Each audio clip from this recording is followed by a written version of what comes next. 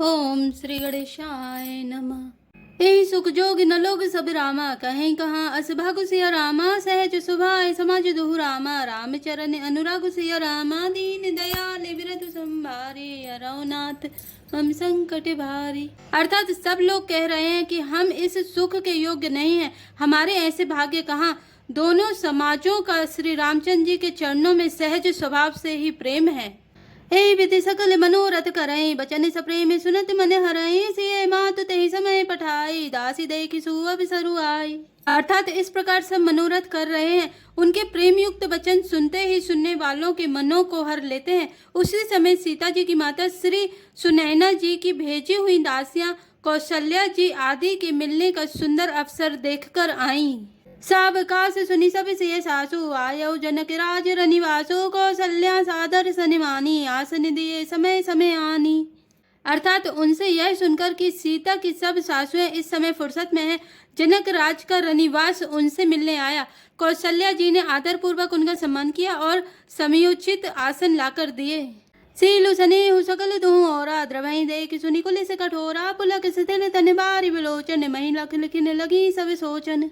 अर्थात दोनों ओर सबके सील और प्रेम को देखकर सुनकर कठोर वज्र भी पिघल जाते हैं। शरीर पुलकित और शिथिल है और नेत्रों में शोक और प्रेम के आंसू हैं। सब अपने पैरों के नखों से जमीन कुरेदने और सोचने लगी। सब सिय राम प्रीति की सिमूरत, जनु करुणा बहुबे से विसूरत। सिय मातु कह विधि बुद्धि बाकी, जो पै फेनु फोर पविटा की।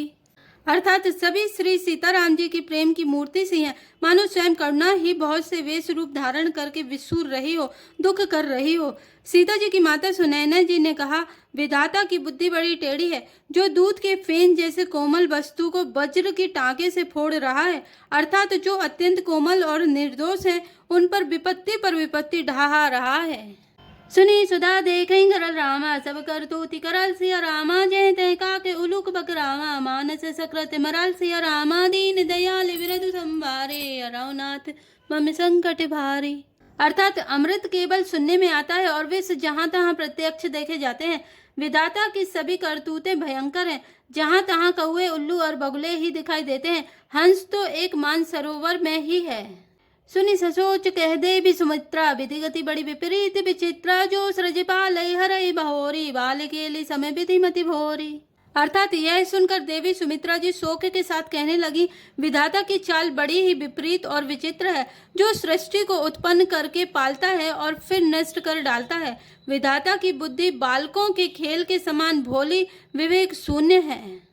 कौशल्या कह दो सिन काहू, करम विवश दुख सुख क्षति लाहू। कठिन कर्म गति जानि विधाता, जो शुभ अशुभ सकल फल दाता।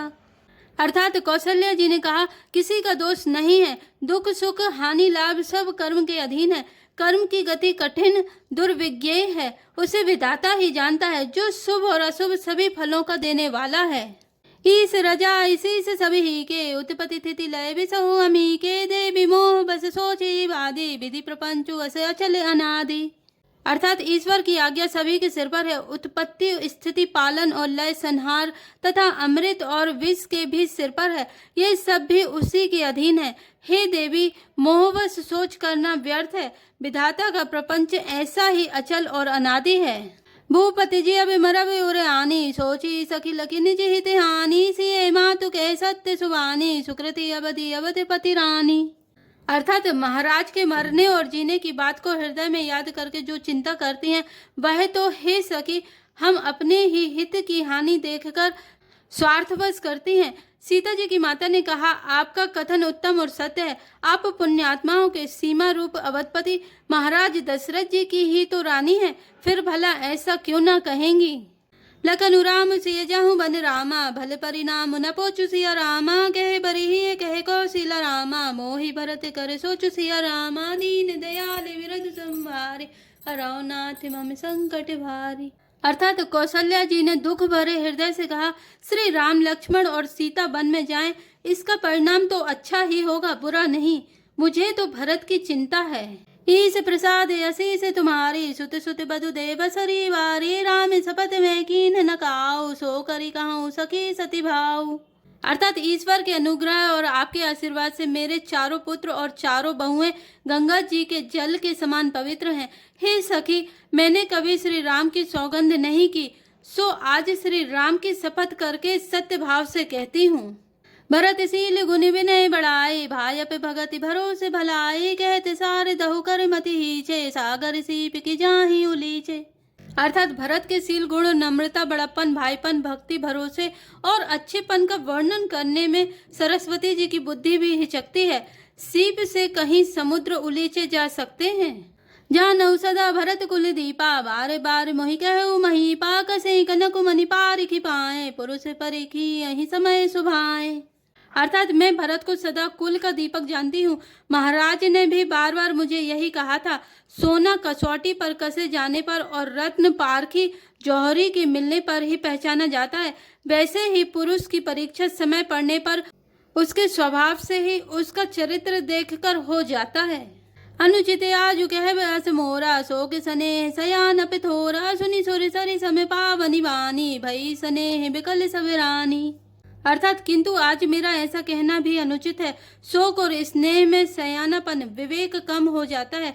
लोग कहेंगे कि मैं स्नेहवश भरत की बड़ाई कर रही हूँ। कौशल्या जी की गंगा जी के समान पवित्र करने वाली वाणी सुनकर सब रानियां स्नेह के मारे विकल हो उठी। कौशल्या कह धीर धरि रामा, सुनहु देवी मिथिलेश सिया रामा, को विवेक निधि बल भई रामा, तुम ही सकई उपदेश सिया रामा, दीन दयाल विरधु संभारे, नाथ मम संकट भारी। अर्थात कौशल्या जी ने फिर धीरज धरकर कहा, हे देवी मिथिलेश्वरी, सुनिए, ज्ञान के भंडार श्री जनक जी की प्रिया, आपको कौन उपदेश दे सकता है। रानी राय स्नेह स्वरूपाई, अपनी भांति कह भी समझाए, रखी अहि लखन भरत गब नहीं वन, जो यह मत माने महीप मन। अर्थात हे रानी, मौका पाकर आप राजा को अपनी ओर से जहां तक हो सके समझाकर कहिएगा कि लक्ष्मण को घर रख लिया जाए और भरत वन को जाएं। यदि यह राय राजा के मन को ठीक जच जाए तो भले जतनु करब सुविचारी, मोरे सोचु भरत कर भारी, गूढ़ स्नेह भरत मन माही, रहे नीक मोहि लागत नाही। अर्थात तो भली भांति खूब विचार कर ऐसा यत्न करें। मुझे भरत का अत्यधिक सोच है। भरत के मन में गूढ़ प्रेम है। उनके घर रहने में मुझे भलाई नहीं जान पड़ती। यह डर लगता है कि उनके प्राणों को कोई भय ना हो जाए। लखी स्वभाव सुनी सरल सुबानी, सब भई मगन करुण रस रानी, नभ प्रसून धरि धन्य धन्य धुनि, शिथिल स्नेह सिद्ध जोगी मुनि। अर्थात कौशल्या जी का स्वभाव देखकर और उनकी सरल और उत्तम वाणी को सुनकर सब रानियां करुण रस में निमग्न हो गईं। आकाश से पुष्प वर्षा झड़ी लग गई और धन्य धन्य की धुनी होने लगी। सिद्ध योगी और मुनि स्नेह से शिथिल हो गए। सब रनिवा सुबित की लखी रहु, तब धरि धीरे सुमित्रा कहु, देवी दंड जुग जामिनी बीती, राम मात सुनी उठी सप्रीति। अर्थात सारा रनिवास देखकर थकित रह गया, निस्तब्ध हो गया। तब सुमित्रा जी ने धीरज धर के कहा कि हे देवी, 2 घड़ी रात बीत गई है। यह सुनकर श्री राम जी की माता कौशल्या जी प्रेम पूर्वक उठी। बेगी पाव धारी थलई रामा, कह सने सती भाई सिया रामा, हमरे तो अब इस गति रामा, कह मिथिलेश सहाय सिया रामा, दीन दयाल बिरधु संभारे, नाथ मम संकट भारी। अर्थात और प्रेम सहित सद्भाव से बोली, अब आप शीघ्र डेरे को पधारिए। हमारे तो अब ईश्वर ही गति है अथवा मिथिलेश्वर जनक जी ही सहायक हैं। लखी सने सुनी बचन विनीता, जनक प्रिया गह पाए पुनीता, देवी उचित असी विनय तुम्हारी, दशरथ घर निराम महतारी। अर्थात कौशल्या जी के प्रेम को देखकर और उनके विनम्र वचनों को सुनकर जनक जी की प्रिय पत्नी ने उनके पवित्र चरण पकड़ लिए और कहा, हे देवी, आप राजा दशरथ जी की रानी और श्री राम जी की माता हैं। आपकी ऐसी नम्रता उचित ही है। प्रभु अपने नीचहु आदरहि, अग्नि धूम गिरि सिर तनु धरहि, से बकुराओ करम वन बानी, सदा सहाय महेश भवानी। अर्थात प्रभु अपने नीच जनों का भी आदर करते हैं। अग्नि धुएं को और पर्वत तृण घास को अपने सिर पर धारण करते हैं। हमारे राजा तो कर्म मन और वाणी से आपके सेवक हैं और सदा सहायक तो श्री महादेव पार्वती जी हैं।